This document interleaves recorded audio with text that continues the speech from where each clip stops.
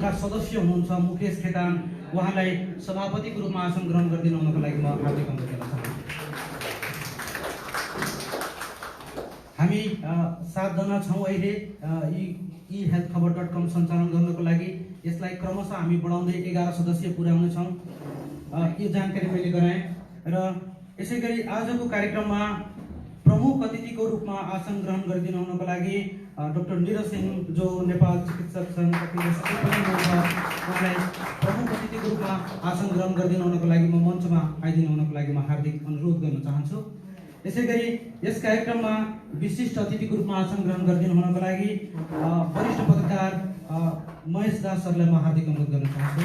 कृपया मञ्चमा आएर विशिष्ट अतिथिको रूपमा आसन ग्रहण गरिदिनु हुनको लागि म अनुरोध गर्न चाहन्छु।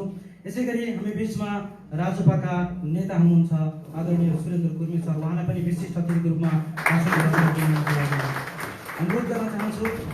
र जिल्ला आयुर्वेद स्वास्थ्य केन्द्र पर्साका प्रमुख हुनुहुन्छ डाक्टर रमेश मिश्र सर, कृपया उहाँलाई पनि म विशिष्ट अतिथिको रूपमा आसन ग्रहण गरिदिनुको लागि अनुरोध गर्न चाहेँ। कृपया मञ्चमा आइदिनु होला सर। यसै गरी आजको कार्यक्रममा अतिथिको रूपमा आसन ग्रहण गरिदिनु हुनको लागि आयुर्वेदमा एमडी गर्नुभएका मनोचिकित्सक डाक्टर प्रभाकर मन्नु सरलाई म हार्दिक अनुरोध गर्न चाहन्छु। कृपया अतिथिको रूपमा आसन ग्रहण गरिदिनु हुनको लागि म हार्दिक अनुरोध गर्न चाहेँ। यसै गरी वैद्य वृद्धा आयुर्वेदका त्यहाँबाट डाक्टर रविन्द्र यादव सर हुनुहुन्छ, उहाँलाई पनि म अतिथिको रूपमा आसन ग्रहण गरिदिनु अनुरोध गर्न चाहन्छु।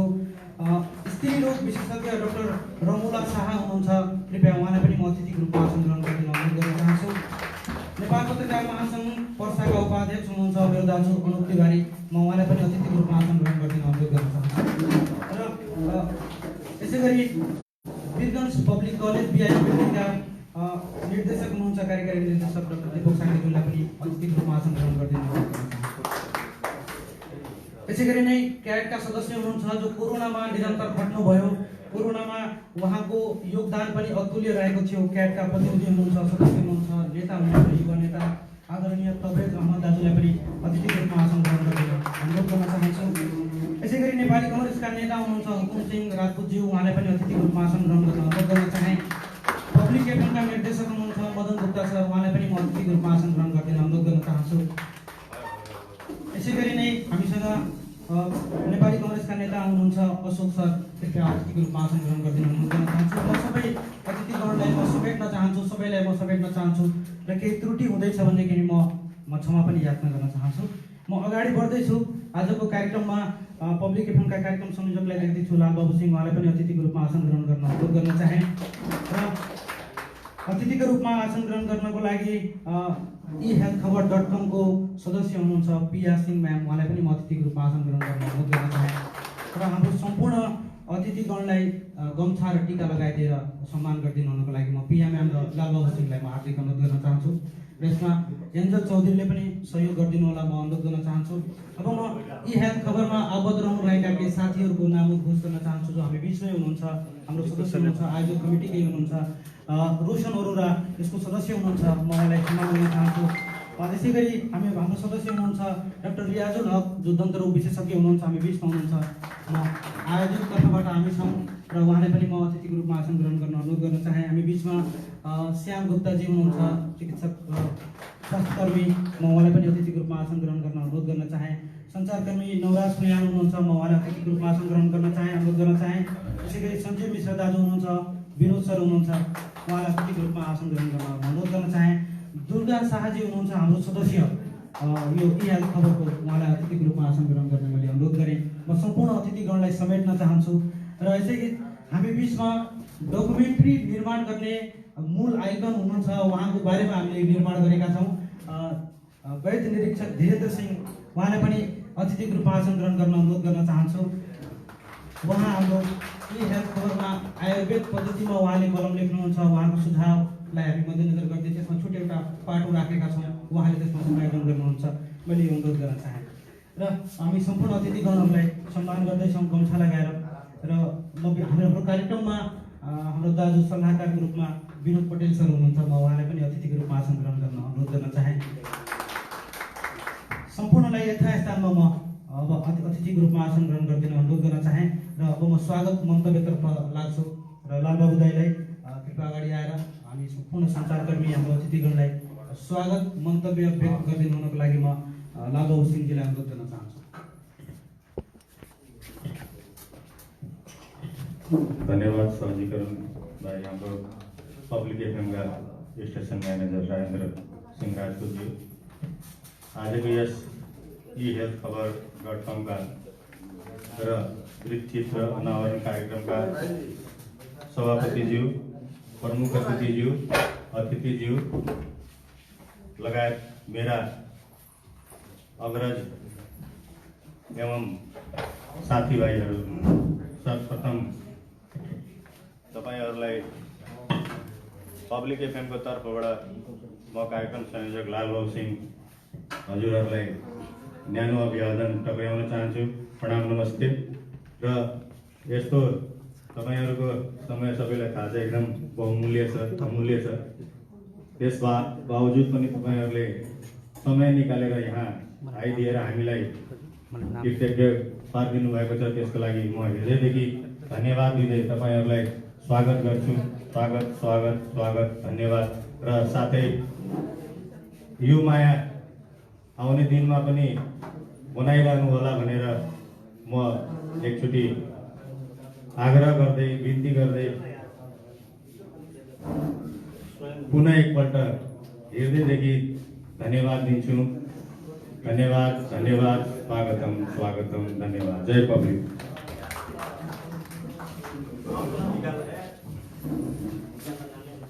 धन्यवाद, हार्दिक आभार व्यक्त गर्न चाहे स्वागत मन्तव्यको लागि र सम्पूर्ण अतिथिगणलाई गम्छा लगाएर टीका लगाएर सम्मान गरिदिन म आयोजक टिमको तर्फबाट सबैलाई अनुरोध गर्न चाहन्छु।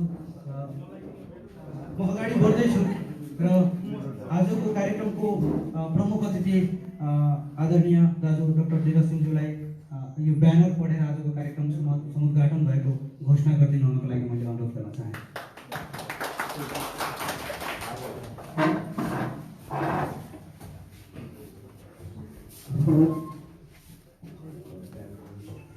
उद्घाटन समारोह तथा वृत्तिचित्र सार्वजनिक कार्यक्रम निरीक्षक धीरेन्द्र सिंहज्यू जानकी टोलामा आयुर्वेदिक औषधि वितरण गर्दै, त्यसै गरी पोखरिया नगरपालिकामा आइसोलेसनमा आयुर्वेदिक औषधिहरू वितरण गर्दै, सिमरनगढ नगरपालिका 12मा कोरोना सङ्क्रमितलाई योग प्रशिक्षण योग गराउँदै, बहादुरमाई नगरपालिकामा कोरोना सङ्क्रमितलाई योग गराउँदै आयोजक e-health खबर दिए। हार्दिक धन्यवाद दिन चाहन्छु यहाँलाई। र यो अनलाइन हुन त 2 महिनादेखि हामी प्रयोगमा लिएर आइसकेका छौँ र तरुण दल पर्साका सचिव हुनुहुन्छ विवेक सर, म उहाँलाई अतिथिको रूपमा आसन ग्रहण गर्न अनुरोध गर्न चाहेँ। मैले केही अतिथिको नाम छुट्याएको होला, म क्षमा चाहन्छु। यो मेरो भुलवश हुँदैछ भन्ने कुरा यहाँले मानिदिनु होला।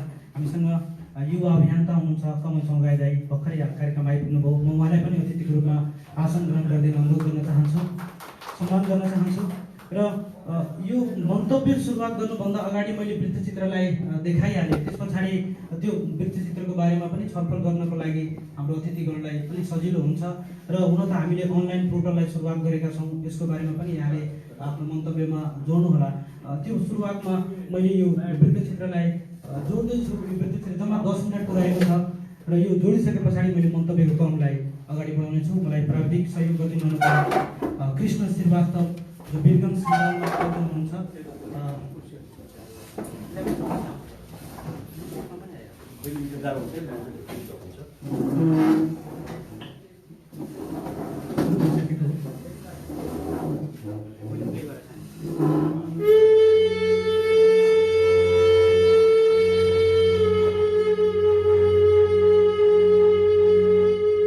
नोबेल कोरोना अर्थात् कोभिड-19 को प्रभाव नेपालमा केही कम भएको देखिए तापनि हटिन सकेको अवस्था छ। हाल नेपालमा भारत सरकारको सहयोगमा कोरोना रोगको दोस्रो चरणको खोप लगाउने अभियान सञ्चालन भइरहेको छ। जब नेपालमा कोरोनाको कहर जारी थियो, सयौंले आफ्नो ज्यान गुमाइसकेका थिए। कोरोना भाइरसले पूर्ण रूपमा मानसिक, शारीरिक तथा भौतिक रूपमै क्षति पुर्याइरहँदा विश्वभरका वैज्ञानिक यसको औषधि निवारणमा अहोरात्र लागेका थिए। सबै सरकार बलहरू आफ्नै स्थानमा कोरोना नियन्त्रण तथा रोकथाममा भ्याइ नभ्याइ लागेका थिए। कोरोनामाथि विजय हासिल गर्न सबैले आफ्नो कसरत गरिरहेको समयमा त्यसै मध्येका एक जानकी टोला आयुर्वेद औषधालयमा कार्यरत वैद्य निरीक्षक धीरेन्द्र कुमार सिंह पनि थिए। कोरोना नियन्त्रणमा उनको निकै उत्साहजनक सहभागिता रह्यो। पर्सामा समुदाय स्तरमा फैलिएको कोरोना नियन्त्रणमा आयुर्वेदिक औषधिले रामबाणको काम गरेको धेरैको भनाइ छ। बन्दाबन्दीको अवस्थामा स्थानीय स्तरमा उपलब्ध तथा भान्सामा पनि सहजै उपलब्ध औषधि गुणयुक्त मसलायुक्त जडीबुटी तथा योग एवं व्यायामले कोरोनाको कहरमा केही मात्रामा कमी आएको त्यो समयको बुझाइ छ। यसैमा धीरेन्द्र कुमार सिंह प्रत्येक दिन आफैले कार्यरत रहेको कार्यालयको कामकाजको साथै आफ्नै घरमा घण्टौं लगाएर गिलोय, तुलसी, अमला, मरिच, दालचिनीको सम्मिश्रण लगायत 15वटा अन्य आयुर्वेदिक जडीबुटीबाट बनेको धुलो आयुर्वेदिक काढा बनाउँदै हुनुहुन्थ्यो।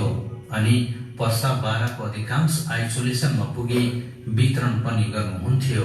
कोरोनाको प्रकोप बढिरहेको समयमा उहाँले करिब 200 जना भन्दा बढीलाई सो मिश्रण वितरण गरेको पनि बताउनुहुन्छ। आइसोलेसनमा धेरै स्वास्थ्य चौकीमा कार्यरत कर्मचारी नै संक्रमित हुन थालेको खबर सुनेपछि आफू स्वयं तातो पानीमा प्रयोग गरी सेवन गर्ने काढाको मिश्रण निर्माण गर्दै वितरण गर्ने गरेको जानकी टोला आयुर्वेद औषधालयमा कार्यरत वैद्य निरीक्षक सिंहको भनाइ छ। आइसोलेसनमा खासमा यहाँ हाम्रो अधिकांश स्वास्थ्यकर्मीहरू पनि हुनुभएको कुरा मैले सुनेपछि हामीले धेरै बेरसम्म सम्झाउनु पर्ने अवस्था बुझाउनु पर्ने अवस्था रहँदैन होला भनेर मैले अपेक्षा राखेर उहाँहरूलाई आयुर्वेदको औषधि र आयुर्वेदको विधिबाट खानपान रहनसहन र दिनचर्यामा ध्यान दिनु होला भनेर आग्रह गरेपछि उहाँहरूले एकदम खुसीपूर्वक सहज स्वीकार गरेर उहाँहरूले त्यो अनुसार धारण गर्नुभयो र हामीले त्यहाँ आयुर्वेद औषधालयबाट उपलब्ध हुने दबाईहरू उपलब्ध गरायौँ र साथै मैले आफैले बनाएको काढा गुर्जो, तुलसी, सुठो, तिप्ला, मरिच, दालचिनी, बोझो, अमला, अश्वगन्धा, बेसार, एस्टिमजोल लगायतका जडीबुटीहरूको काढा धेरै नै प्रभावकारी भएको सिद्ध भएको भनेर सबैजनाको भनाइ छ। वैद्य निरीक्षक सिंह, उनको आमा, श्रीमती, बच्चा सबैजनाको सहकार्यमा 700 को हाराहारीमा सेवाग्राहीहरूलाई उहाँले सेवा प्रदान गरिसक्नु भएको छ। उहाँको श्रीमती पनि वैद्य कोर्स गर्नु भएकोले पेशागत रूपमा थप सहकार्य गरी सेवा दिन सफल भएको देखिएको छ। म नीलम कुमारी। कोरोना कालमा हामी सब परिवार रोग प्रतिरोधक क्षमता वृद्धि गर्ने तथा ज्वरो रुघा खाँसीमा फाइदा पुर्याउने आयुर्वेदिक औषधिहरूको सङ्कलन तथा निर्माण गरी निःशुल्क वितरण तथा विभिन्न माध्यमबाट सेवाग्राहीहरूलाई योग परामर्श समेत दिने काम। कोरोना नियन्त्रण तथा रोकथामका लागि पर्साको ग्रामीण क्षेत्रमा सञ्चालित आइसोलेसन सेन्टरमा आयुर्वेदिक औषधिको माग तथा प्रयोग बढी भएको पनि देखिएको थियो। लक्षण नदेखिएका तथा आइसोलेसनमा पौष्टिक खानेकुरा, व्यायामका साथै बिहान र बेलुका आयुर्वेदिक औषधिको माग पनि उच्च रह्यो। यो मिश्रणको सेवनबाट फरक किसिमको ऊर्जा मिल्ने गरेको स्वयं संक्रमण मुक्त भएकाहरूको प्रतिक्रिया रहेको छ। कोरोना जितेका कतिपय संक्रमितहरू यो सम्मिश्रणको सेवनबाट राम्रो प्रतिफल प्राप्त गरेको बताएका छन्। मेरो नाम अनिल मिश्रा हो। म हाल अहिले त पर्सागढी नगरपालिकामा शाखामा कार्यरत छु। यो कोरोनाको समयमा आयुर्वेदिक औषधिले यहाँको जीवनमा कस्तो प्रभाव पार्यो? यो कोरोना कालमा वास्तवमा भन्दाखेरि के अरे आयुर्वेदिक औषधि धेरै राम्रो काम गरेको छ। एलोप्याथिक भन्दा त धेरै राम्रो आयुर्वेदिक औषधि हो। त्यसमध्ये पनि के अरे हाम्रो एकजना स्वास्थ्यकर्मी हाम्रो कविराज धीरेन्द्र कुमार सिंह सरले जुन आफ्नो मेहनत र लगनले एउटा के भन्छ काढा जुन आफ्नै नलेजले धेरै ठाउँहरूबाट रिसर्च गरेर उहाँ जुन एउटा काढा बनाउनु भएको थियो र काढाबाट चाहिँ उपचार यति राम्रो भएको छ कि के भन्ने अब यहाँ मेरो विचारमा म त मेरो घर नजिकै उहाँको क्लिनिक पनि छ होइन। क्लिनिकमा म सधैँ बस्थ्यौँ। त्यो बेलामा कोरोनाको बिरामीहरूलाई मतलब काढाले यति फाइदा गर्यो कि पुरै छोडिदिनुहोस्। काढा धेरै राम्रो प्रभावकारी बनाउनु भएको थियो उहाँले। र आयुर्वेदिक औषधिहरू जसलाई के अरे हामी त एउटा के भन्छौँ भने कोरोना कालमा काठमाडौँ लाने पेसेन्टहरूलाई म आफै स्वयं भोगी छु। कोरोना के अरे एकदम सिरियस पेसेन्टहरूलाई पनि हामी काठमाडौँको लागि सबै हेलिकप्टरको पनि व्यवस्था गरिसकेको थियो। पेसेन्टलाई राखेर उहाँ आफ्नै निगरानीमा फोनको माध्यमबाट पनि उहाँले जुन उपचार गर्नुभयो, उपचार गरेर 9 दिनभित्रमा जस निको पारेर उहाँ पेसेन्टलाई फेरि नेगेटिभ रिपोर्टिङ आउँदाखेरि हामी हर्षरोग दासले यसैबीच आयुर्वेदिक औषधिले आइसोलेसनमा रहेकाहरूलाई निकै सहयोग पुगेको स्वयं स्थानीय तहमा जनप्रतिनिधिहरूले प्रतिक्रिया दिएका छन्। वर्षाको 72 माइल नगरपालिका प्रमुख नितेन्द्र शाहले स्वास्थ्यकर खानाका साथमा आयुर्वेदिक औषधिको सम्मिश्रण स्वयं बिरामीहरूले नै माग गरेको उहाँले बताउनुभयो। उहाँ आफै संक्रमित हुँदा स्वयं धीरेन्द्र सिंहले उपलब्ध गराएको औषधिलाई सेवन गर्दै उहाँलाई धन्यवाद पनि दिनुहुन्छ। नमस्कार, म नितेन्द्र प्रसाद शाह, 72 माइल नगर प्रमुख। हजुर, पछिल्लो समय यो कोरोनाको लडाइँमा आयुर्वेदिक औषधिले कतिको सहयोग गर्यो? आयुर्वेदिक औषधि त यो विश्वले नै मानेको कुरा हो। तसर्थ हामीले पनि हाम्रो एकजना धीरेन्द्रजी भन्ने आयुर्वेदिक चिकित्सक हुनुहुन्छ, उहाँको परामर्श अनुसार हामीले चाहिँ पहिला अवस्थादेखि नै त्यो काँडाहरू र गिलोय, च्यवनप्राश लगायतका उहाँको चाहिँ इन्जेक्सनमा प्रयोग गऱ्यौँ र साह्रै इफेक्टिभ भयो। जुन देशले र विश्वले मानेको कुराहरू चाहिँ हामीले त्यो उसमा आफ्नो क्वारेन्टाइनमा युज गर्दाखेरि धेरै नै फलदायक भयो र सायद त्यसैले पनि हाम्रो क्वारेन्टाइनहरूमा या नगरपालिकामा कुनै पनि एक्सिडेन्टल केसहरू चाहिँ कोरोनाबाट भयो। फ्रन्टलाइनमा खटेका सञ्चारकर्मीहरूले पनि आयुर्वेदिक औषधि सेवन गरेका थिए। पद्मा मिडिया ग्रुपका प्रदेश नम्बर 2 का प्रमुख वरिष्ठ सञ्चारकर्मी महेश दासले पनि त्यो समय आयुर्वेदिक औषधि नियमित रूपमा सेवन गर्ने गरेको र ती औषधिहरू आफ्नो चित्रगुप्त सेवा समितिका संक्रमितहरूलाई पनि पटक पटक प्रदान गरेको उनले बताए। आयुर्वेदले प्रतिरोध क्षमता पनि बढाउँछ र संक्रमित भएको व्यक्तिलाई यसले निको पनि पार्छ भन्ने थाहा पाइसके पछाडि म संलग्न रहेको चित्रगुप्त समिति, जसको म अध्यक्ष छु, चित्रगुप्त समितिबाट मैले संस्थागत रूपमै पछिल्लो साउन महिनाबाट जब विगतमा चाहिँ यहाँ दिनौं सयौंको संख्यामा जब संक्रमितहरू निस्किरहेको थियो, त्यो अवस्थामा मैले चित्रगुप्त समितिको तर्फबाट मेरो चित्रगुप्त समितिका जति पनि सदस्यहरू छन् जो संक्रमित भइरहेका थिए, ती व्यक्तिहरूलाई मैले तुरन्त सम्पर्क गरेर मैले आयुर्वेदिक औषधिहरू मैले नियमित रूपमा चाहिँ उहाँलाई चाहिँ उपलब्ध गराएको थिएँ। हाल वर्षमा कोरोनाको प्रभाव नतिजा औलामा गन्ने देखिएको भए तापनि समाप्त नभइसकेको अवस्था छ। स्वस्थकर खानपान, व्यायाम र यस प्रकारको औषधिको सेवनले कुनै प्रकारको अन्य खराब असर नगर्ने धेरैले विश्वास गर्न थालेको देखिएको छ। आयुर्वेदिक औषधिको प्रचार प्रसार निकै कम भएको हुनाले हाम्रो समाज खोलो पार गरेपछि लौरो बिर्सिने बानीबाट पनि सुधार गर्न जरुरी छ र कोरोनाको रोकथाम तथा नियन्त्रण अतुलनीय भूमिका निर्वाह गरेका धीरेन्द्र कुमार सिंह जस्ता पात्रको भूमिका पनि बाहिर प्रकाशमा नआउनु दुःखद पक्ष हो। ehealthkhabar.com news desk.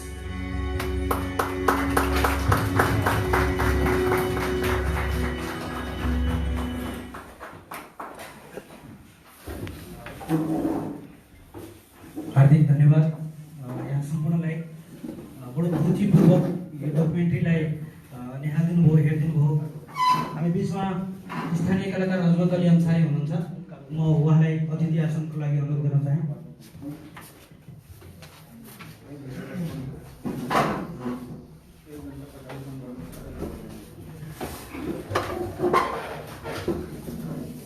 म फेरि पनि अतिथि आसन ग्रहण क्रमलाई अगाडि बढाउन चाहन्छु र मैले योभन्दा अगाडि पनि भनेको थिएँ हाम्रो सुधारकर्मी सञ्जीव मिश्रा जो पछिल्लो समय क्याटमा पनि आबद्ध रहेर निरन्तर उहाँले काम गर्नुभयो र हामी त्यो कोरोनाको कहर जारी रहँदाखेरि वीरगञ्जको फरक फरक स्थानमा बसेर तबियत सरसँग बसेर पनि काम गरेको एउटा फरक अनुभव पनि रहेको छ। कृपया सञ्जीव मिश्राज्यूलाई पनि अतिथि रूपमा आसन ग्रहण गर्दै सम्मान गर्न अनुरोध गर्न चाहन्छु। सम्पूर्ण अतिथिज्यूहरूलाई सम्मान गर्दै अनुरोध गर्न चाहन्छु। मैले लालबाबु सिंहजीलाई अनुरोध गर्न चाहेँ कृपया अगाडि सञ्चारकर्मी हुनुहुन्छ उहाँहरूलाई पनि सम्मान गर्नुहोला। म अगाडि बढ्छु। अब यो ई हेल्थ खबर अब सुरुवात भएको अहिलेको यो क्षण त्यस पछाडि वृत्तचित्र पनि हामीले सार्वजनिक गरिसकेका छौँ। यो हेरिरहँदाखेरि तपाईँको मनमा लागेको जिज्ञासालाई तपाईँको मनमा लागेको कुराहरूलाई छोटकरीमा व्यक्त गरिदिनु हुनुको लागि जो आफै पनि कोरोना सङ्क्रमित हुनुहुन्थ्यो पब्लिक फिल्मका निर्देशक हुनुहुन्छ मदन गुप्ता सर, म उहाँले 2 शब्द राखिदिनु हुनुको लागि म अनुरोध गर्न चाहन्छु। कृपया मञ्चमा आएर आफै सङ्क्रमित रहँदाखेरि त्यो क्षण र अहिलेको परिस्थितिमा यहाँले देखिरहनुभएका कुराहरूलाई समेट्दै र वृत्तचित्रलाई पनि समेट्दै आफ्नो धारणा राखिदिनु हुनुको लागि मैले अनुरोध गर्न चाहेँ।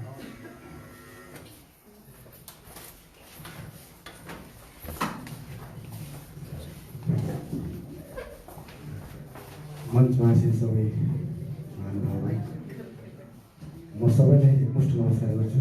यहाँ उपस्थित सबै पत्रकार साथीहरू, मेरा अग्रज दाजु डाक्टर विजय साक्य अनि यहाँ उपस्थित सबै महानुभावहरूलाई सर्वप्रथम मेरो नमस्कार। कोरोना सङ्क्रमित थिएँ म, कसरी भएँ अलिकति टाइम दिन्छु, मलाई जानकारी दिनु भनेर हामीले बोलाइहाल्नु भयो। अलिकति जानकारी दिन्छु। म वीरगञ्ज आएको थिएँ असारको दोस्रो तेस्रो सप्ताह हुनुपर्छ। वीरगञ्जबाट फर्किने बित्तिकै मलाई कोरोना सङ्क्रमण भयो। मैले सर्वप्रथम डाक्टर मीरा सिंहलाई फोन गरेँ र भने मलाई यस्तो यस्तो लक्षण छ, उहाँले पनि सल्लाह गर्नुभयो हुनसक्छ। त्यसपछि हामी जाँच गऱ्यौँ र कन्फर्म भयो। सुरुवात गर्छु म। त्यतिखेर वीरगञ्जमा भर्खर सुरुवात भएको थियो कोरोना र जुन बेला तपाईँहरूले कोरोनामा सबभन्दा ठुलो व्यक्तिको नाम सुन्नुभयो डाक्टर ज्ञानेन्द्र कार्की, विराटको डाइरेक्टर, ठ्याक्कै त्यही दिन मलाई पनि कन्फर्मेसन भयो। मलाई पनि त्यहीँबाट आए जस्तो लाग्छ किनकि म विराट मेडिकल कलेज गइरहेको थिएँ। त्यहाँबाट आइतबारको दिन फर्केँ, सोमबार धरान बसेँ, मङ्गलबार वीरगञ्ज आएँ, बुधबार मलाई हल्का फिभर आयो। थकाइ होला भनेर सोचेँ मैले, लापरवाही गरेँ, सेट्राजिन खाएँ, प्यारासिटामोल खाएँ, ठिक महसुस भयो। Same thing repeated next day. मैले लाइटली लिएँ, मैले घरमा आइसोलेसन गरिनँ, त्यो मेरो लापरवाही थियो। तर मास्क लगाएर बसेँ। जुनसुकै व्यक्ति पनि भेट्दा म मास्कमै भेटेँ र वीरगञ्जबाट शनिबारको दिन म धरान फर्केँ। त्यो दिन मलाई अत्यधिक पेन भयो। त्यस्तो पेन शरीरमा मैले कहिले पनि महसुस गरेको थिइनँ। मेरो लाइफको एउटा अनौठो भोगाइ थियो त्यो। मलाई त्यतिखेर शङ्का लाग्यो। मैले डाक्टर दिव्यराज मिश्र हुनुहुन्छ, तपाईँहरूले नाम सुन्नुभएको छैन, नेपालको उहाँ फोक्सो सम्बन्धी मेरो नजरमा उत्कृष्ट डाक्टर हो। उहाँभन्दा राम्रो डाक्टर छैन, मेरो आफ्नो यो धारणा हो। फोक्सो सम्बन्धी उहाँभन्दा राम्रो डाक्टर मलाई लाग्दैन नेपालमा कोही हुनुहुन्छ। मैले उहाँलाई फोन गरेँ, उहाँ मेरो राम्रो मित्र हो। मैले भने यस्तो छ, उहाँले भन्नुभयो तपाईँलाई आवाजबाट अलिक नाक ब्लक जस्तो लागिरहेको छ, तपाईँको कोरोना होइन, तपाईँ ढुक्क बस्नुहोस्, तर पनि आइसोलेसनमा बस्नुहोस्। वीरगञ्जबाट आउनु भएको छ, विराटनगर जानुभएको थियो, अलिकति प्रिभेन्सन लिनुहोस्, तर मलाई लाग्दैन तपाईँलाई कोरोना छ। यो स्याटरडे इभिनिङको कुरा हो। सन्डे सिचुएसन वर्स भयो। मैले फेरि उहाँलाई भने अनि उहाँले भन्नुभयो जाँच गरिहालौँ न त। मैले टेस्ट दिएँ मन्डे बिहान। मन्डे दिउँसोसम्म मेरो स्मेलिङ पावर गइसकेको थियो र मेरो टेस्ट बर्डहरूले पनि काम गर्न छोडिसकेको थियो। मलाई केवल पिनट्सको स्वाद मात्रै आउँथ्यो र जुनसुकै सब्जी खाँदा पनि केवल मसला र चर्को नुन मात्रै महसुस हुन्थ्यो, अरू कुनै पनि स्वाद मैले पाइनँ। म कन्फर्म भइसकेको थिएँ कि म सङ्क्रमित हो भन्ने कुरा। मैले फेरि डाक्टर दिव्यलाई फोन गरेँ, उहाँलाई पनि अब कता कता लाग्यो पोजिटिभ नै हो भनेर। रिपोर्ट आइसकेको थिएन, मङ्गलबार रिपोर्ट आयो। म बिपीमै थिएँ। म बिपीको पहिलो व्यक्ति हो सङ्क्रमित, कोरोना सङ्क्रमित पहिलो व्यक्ति बिपीको। मङ्गलबार साँझ मैले फोन गरेँ, रिपोर्ट आएको छैन भन्नुभयो डाक्टर दिवेले। अनि उहाँले मलाई के भन्नुभयो, रिपोर्ट आएन भने तपाईँ ढुक्क हुनुहोस्, तपाईँ पोजिटिभ होइन। रिपोर्ट पोजिटिभ भएको अहिले फोन आइसकेको हुन्थ्यो। नभन्दै 8:30 बजी मेरो घन्टी बज्यो। नम्बर चिने, सोध्नुभयो कहाँ हुनुहुन्छ, मैले भने घरमै छु। अनि भन्नुहुन्छ तपाईँ हस्पिटल आउनु पर्यो। त्यतिखेर बिपी एकदम व्यवस्थित थियो किनकि पेसेन्ट थिएन। मलाई लाग्छ व्यवस्थाको हिसाबले त्योभन्दा राम्रो हस्पिटल सरकारी लेभलमा थिएन। यस्तो राम्रो व्यवस्था थियो आइसोलेसनको। हरेक पेसेन्टलाई रुममा राख्ने, एउटा पेसेन्ट एउटा रुममा, र हरेक रुम अलमोस्ट आइसियु जस्तै थियो। मलाई भन्नुभयो आउनुहोस्, तर डर लाग्यो किन प्रचार त धेरै भइसकेको थियो। हस्पिटलमा गयो मान्छे मर्छ। वीरगञ्ज त्यतिखेर बिगबिगीमा थियो। डाक्टर उदय सिंह, डाक्टर निरज सिंहको नाम सुन्थ्यो अनि सबैले एउटै नेगेटिभ कुरा गर्थ्यो, त्यहाँ जानु हुँदैन, त्यहाँ गएपछि न डक्टर आउँछ न नर्स आउँछ, केही हुँदैन, यतिकै मान्छे मर्छ। मेरो मनमा पनि डर आयो। मैले भने छोडिदिनुहोस् न सर, म घरमै बस्छु। यथार्थ कुरो हो, म घरमै बस्छु। उहाँले होइन तपाईँ घर बस्नु मिल्दैन। मैले बहुत रिक्वेस्ट गरेँ। मलाई के लाग्यो, त्यहाँ गएपछि कोही हेर्न आउने होइन, केही दिने होइन, अझै वर्ष हुने हो कि, जबकि म भित्रको मान्छे। मान्नु भएन, उहाँहरूले एम्बुलेन्स पठाइदिनु भयो कोठा अगाडि। 10 मिनटमा मैले कोठा छोड्नु पऱ्यो। छोडेर गएँ। अनि त्यहाँ 2टा आइसोलेसन सेन्टर थियो। एउटा नर्मल थियो धर्मशालामा, अर्को चाहिँ प्रपर बिपीको मान्छेहरूलाई केही भयो भने राख्ने भनेर छुट्टा छुट्टै पेइङ वार्डलाई उनीहरूले आइसोलेसन सेन्टर बनाएका थिए। मलाई लग्यो एम्बुलेन्सले, सिधै लग्यो धर्मशाला।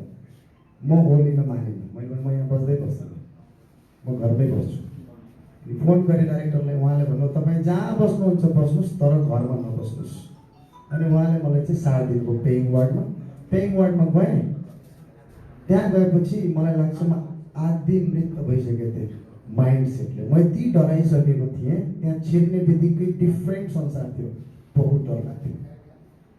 एउटा कोठामा राख्यो, मेसिन जोडिदियो हातमा, 24 आवर्स भाइटल्सहरू लिइरहेको छौँ। त्यतिखेरसम्म मेरो सेचुरेसन 88-89 पुगिसकेको थियो।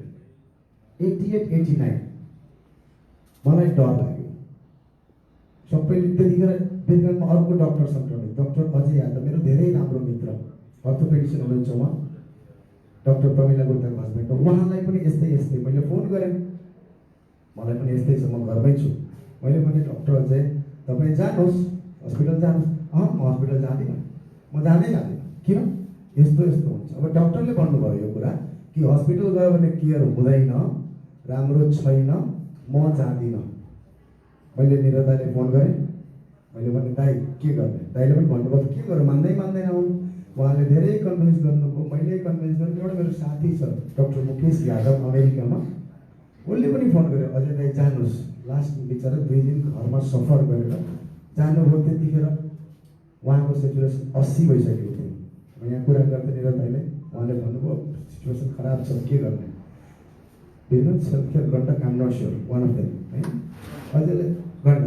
अजयलाई सोधे भन्छ बहुत सिचुएसन खराब छ। त्यतिखेर रेमडेसिभिरको लागि मैले डाक्टर निरज सरलाई फोन गरेँ, दाइ जसरी पनि मिलाउनु। खोजियो, उहाँले खोज्नुभयो। आज स्वस्थ छ बिचरा, आज पनि। तर उसले धेरै गाह्रो छ है, एकछिन बोल्छ 10 मिनट स्वास गर्न थाल्छ। मेरो त साथी हो, बच्चाको साथी हो, मलाई सत्य कुरा भन्छ। अब धरानको कुरा गर्छु, म त्यहाँ गएपछि मेरो मन चेन्ज भयो। जुन भ्रम छरिएको थियो मलाई कि डाक्टर आउँदैन, कोही आउँदैन, पेसेन्ट मर्छ, ठ्याक्क उल्टो। डाक्टर आउँदो रहेछ, नर्स कम्तीमा पनि 6 चोटि 7 चोटि आउने, ब्लड प्रेसर माग्ने, टेम्परेचर लिने, सोध्ने, खाना आउँथ्यो।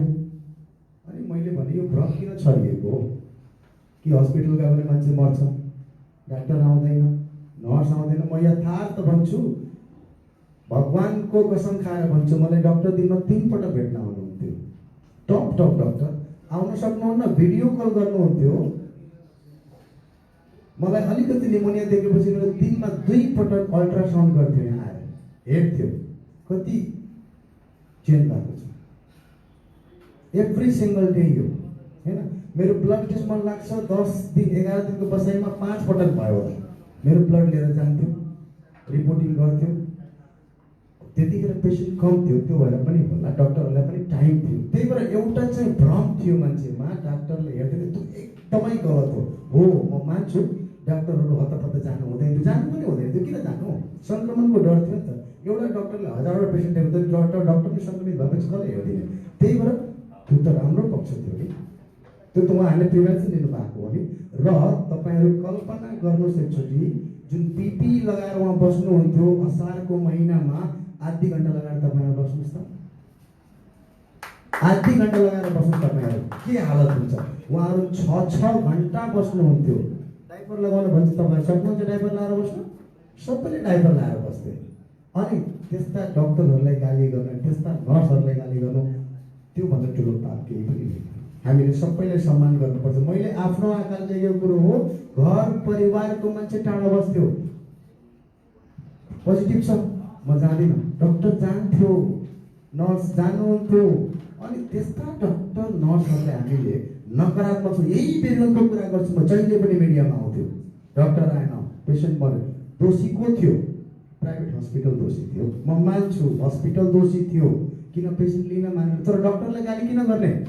डक्टरले पेसेन्ट हेर्दैन भन्नुभएको छ, डक्टरले ओपिनियन पनि हेरिदिनु भएको थियो नि। त्यही भएर म सबैलाई एउटै बिन्ती गर्छु, डक्टरहरूलाई त्यो स्थान दिनुहोस्, त्यो सम्मान दिनुहोस् तपाईँहरू। मैले पनि दिने गरेको छु, 8 वर्ष 10 वर्षको मेहनत गरेको छु उहाँहरू त्यो ठाउँमा आउँछ र पनि आफ्नो ज्यानको बाजी लगाएर तपाईँहरूको सेवा तपाईँहरूलाई दिनुहुन्छ भने त्योभन्दा ठुलो कुरो म चाहिँ इमेजिन गर्न सक्दिनँ। किनकि मेरो आँखाले देखेको बुवा आमा दाजुभाइ कसैले पनि डिटेक्ट गर्दैन थियो त्यतिखेर। कसले गर्थ्यो? एम्बुलेन्स चालकले, हस्पिटलले, डक्टरले, त्यो चिज हो। अब कोरोना कति सिरियस हुन्छ भन्नु तपाईँहरूलाई भन्छु म। 11 दिन बसेँ नि त, पहिलो 3-4 दिन मलाई लाग्थ्यो केही भएकै छैन, बेकार बसेको छु यहाँ। तर जब लक्षण बढ्दै गयो त्यतिखेर 2-3 दिन त मलाई लाग्यो कि म बाँच्दिनँ होला।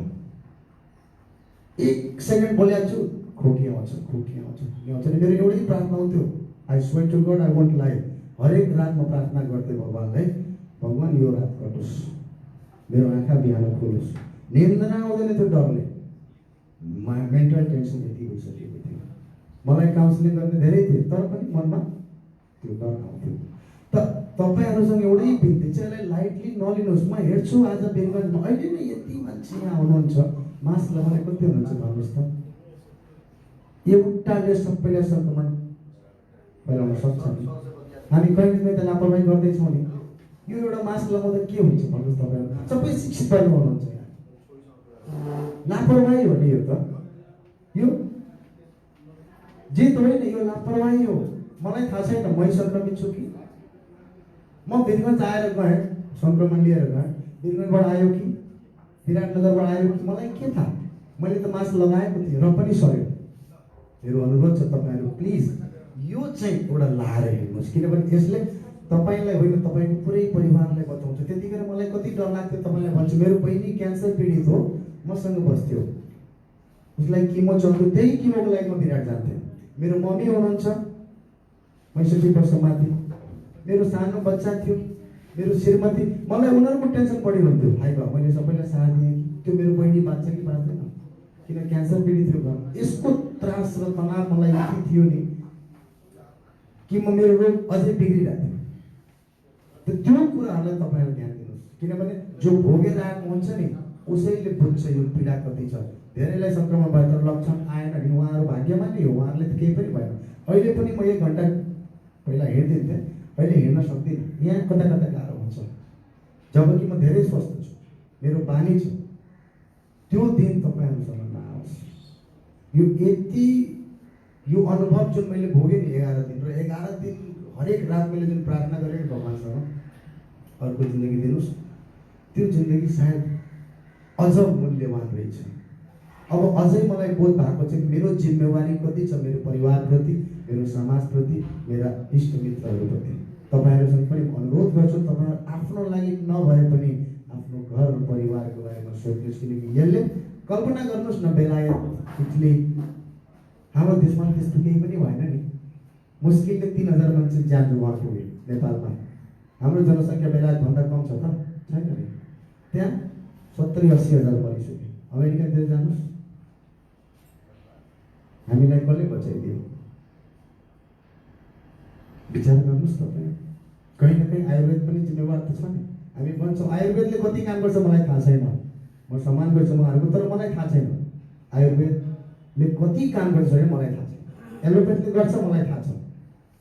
तर कोरोनाको बेलामा हाम्रो देशमा यो सङ्क्रमण त्यति नफैलिनु आयुर्वेदले काम गर्छ भन्ने कुरा प्रमाण दिँदैछ त।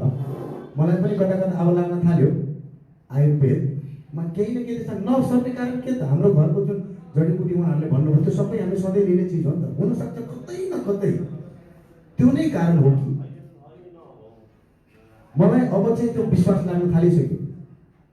म यो कोरोनाभन्दा अगाडि म कुनै पनि आयुर्वेदिक औषधि खाँदैन थिएँ। म रियल कुरा गर्छु तपाईँहरूले। र मेरा साथीहरू जो एलोपेथको डक्टर हुनुहुन्छ उहाँहरूलाई सोध्दा एउटै कुरा भन्नुहुन्छ, एलोपेथ खानुहोस् प्रब्लम छैन, न यसको इफेक्ट छ न यसको साइड इफेक्ट छ। एउटै कुरा गर्छ सबैले, न इफेक्ट छ न साइड इफेक्ट छ, यसले हानि गर्दैन, लिनुहोस्। तर फाइदा गर्छ भन्ने प्रमाण उहाँहरूसँग छैन। तर अब चाहिँ म भन्न सक्छु फाइदा गर्छ, किनकि हाम्रो देशमा कोरोना नफैलिनुको कारण एउटा मेन फ्याक्टर त्यो आयुर्वेद पनि रहेछ। किनकि सबैले घर घरमा चाहे त्यो अदुवा खाओस् चाहे बेसार खाओस्, प्रिभेन्सन ट्रिटमेन्टको कुरा गर्दिनँ म, प्रिभेन्सन जुन इम्युनिटी डेभलपिङ पावर जुन आयुर्वेदमा रहेछ नि त्यो कतै न कतै छ। अब रिसर्च हुनु पनि जरुरी छ। सायद हामीले रिसर्च गरेर संसारले यो देखाउन सक्यौँ भने आयुर्वेदको भविष्यमा धेरै ठुलो देख्छु। र म रिक्वेस्ट गर्छु तपाईँहरूले आयुर्वेदमा आबद्ध जति पनि हुनुहुन्छ एउटा रिसर्च गर्नुहोस् तपाईँहरूले। किनकि मेरो मनले भन्दैछ यदि छैन भने हाम्रो देशमा किन फैलिएन? इटलीमा घरै पछि मान्छे मर्नु र हाम्रो देशमा केवल 3000मा लिमिट हुनु, कहीँ न कहीँ त्यो आयुर्वेदको योगदान रहेछ। यो मेरो आफ्नो एनालाइसिसले भनेको कुरा हो। तपाईँ रिसर्च गर्नुहोस्, प्रमाणित गरिदिनुहोस्, सायद प्रमाणित गर्न सक्नुहुन्छ होला होइन। र मेरो लास्टमा समय कम छ। मेरो आफ्नो भोगाइ त धेरै थियो, म कसरी कसरी बाँचेर आएँ। मेरो वेट लस 6 किलो भएको थियो त्यतिखेर। म 76 किलोको मान्छे, 27 मा झरेको सबैले भन्थ्यो बापरे बाप गजब राम्रो डाइटिङ गरेको छ। तर डाइटिङ थिएन, त्यो अर्को इफेक्ट थियो। अहिले भन्न अलिअलि 72.5 मा पुगेको छु फेरि होइन। तपाईँहरू प्लिज प्लिज प्लिज मेरो रिक्वेस्ट छ अलिकति प्रिभेन्सन लिइदिनुहोस्। तपाईँहरूले अलिकति पनि लक्षण आएको छ भने आइसोलेसनमा बस्दिनुहोस्, बाहिर जानुपर्ने आवश्यकता छैन। त्यो तपाईँहरूको दायित्व पनि हो यो संसारलाई यो समाजलाई जोगाउने। र आफ्नो परिवारप्रति अलिकति रेस्पेक्ट छ भने please please please wear face mask, sanitize yourself, हातमा साबुन पानीले धुन केही फरक पर्दैन।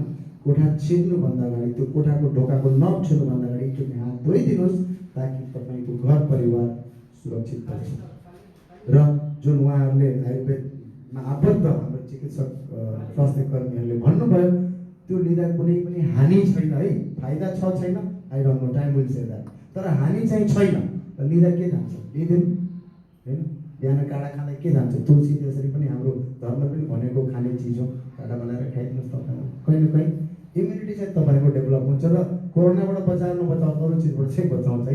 त्यसमा चाहिँ तपाईँ ढुक्क हुनुहोस्, त्यसमा चाहिँ तपाईँ ढुक्क नै हुनुहोस्।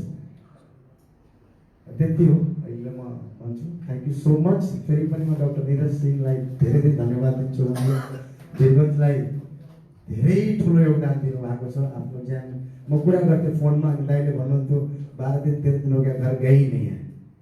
त्यो हो सेक्रिफाइसलाई तपाईँ सानो भन्नुहोस्। एक दिनमा मेरो बच्चा देख्दिन, मेरो माइन्ड बेचेन हुन्छ। उहाँहरूले हाम्रो लागि, हाम्रो सहरको लागि त्यो कालमा त कमाइ कति कम भएको थियो त सबैलाई थाहा छ नि। तर पनि उहाँले 12 दिन 13 दिन घर छोडेर बस्नुहुन्थ्यो। त्यसलाई चाहिँ मोनेटरी टर्म्समा क्वान्टिफाई गर्न सकिँदैन। त्यही भएर मेरो धेरै सम्मान छ सबै स्वास्थ्य कर्मीहरूलाई, specially doctor Niraj Singh, doctor Uday Singh, जसले दुईजनालाई चाहिँ यो कोरोना महामारीबाट चाहिँ आज जिरोमा झारिदिनु भएको छ। आज छैन नि कहीँ न कहीँ, त्यो सम्मान उहाँले पाउनुपर्छ। Thank you so much. हार्दिक आभार व्यक्त गर्न चाहन्छु। अलिकति लामो भयो होला, तर उहाँ आफै सङ्क्रमित हुनुहुन्थ्यो र उहाँको विचारलाई यो निर्माण गरेको डकुमेन्ट्रीमा हामीले आयुर्वेद पक्ष भएकोले समेट्न नसकेको होला, त्यही भएर अलिकति बोल्ने उहाँलाई समय दिएको हौँ। अब अगाडि बढ्छु म अतिथि आसन ग्रहण गर्ने क्रमलाई फेरि म जोड्छु। जिल्ला जनस्वास्थ्य कार्यालयका स्वास्थ्य निरीक्षक हुनुहुन्छ जयमोद ठाकुर दाजु, उहाँलाई पनि म अतिथिको रूपमा आसन ग्रहण गर्ने अनुरोध गर्न चाहन्छु। हामी बिचमा मधेसी पत्रकार समाजका प्रदेश नम्बर 2 का सदस्य हुनुहुन्छ मनोज मिश्र दाजु, उहाँलाई पनि अतिथिको रूपमा आसन ग्रहण गर्न अनुरोध गरेँ। त्यसै गरी पब्लिक एफएममा आबद्ध राजेश श्रीवास्तव सर, उहाँलाई पनि अतिथिको रूपमा आसन ग्रहण गर्ने अनुरोध गरेँ। हामी बिचमा सञ्चारकर्मी उज्जवल शर्मा हुनुहुन्छ, म उहाँलाई पनि अतिथिको रूपमा आसन ग्रहण गर्न अनुरोध गर्न चाहन्छु। वेदानन्द ठाकुर सर हुनुहुन्छ, म उहाँलाई पनि अतिथिको रूपमा आसन ग्रहण गर्न अनुरोध गर्न चाहन्छु। गुड्डु सिंहज्यूलाई म पनि अतिथिको रूपमा आसन ग्रहण गर्न अनुरोध गर्न चाहन्छु। म अगाडि बढ्छु र कृपया त्यो मन्तव्यलाई छट्याएर आफ्नो धारणा राखिदिनु हुनको लागि क्याडका सदस्य हुनुहुन्छ, नेता हुनुहुन्छ तौरेद दाजुलाई म हार्दिक अनुरोध गर्न चाहन्छु। कृपया यहाँले कोरोनाको समयमा क्याडको तर्फबाट गर्नुभएको भूमिका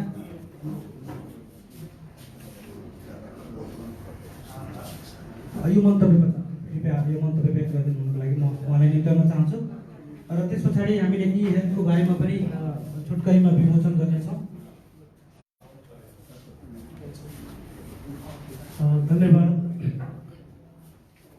आजको यो उद्घाटन समारोह तथा वृत्त चित्र सार्वजनिक कार्यक्रमका सभापति महोदय, प्रमुख अतिथि,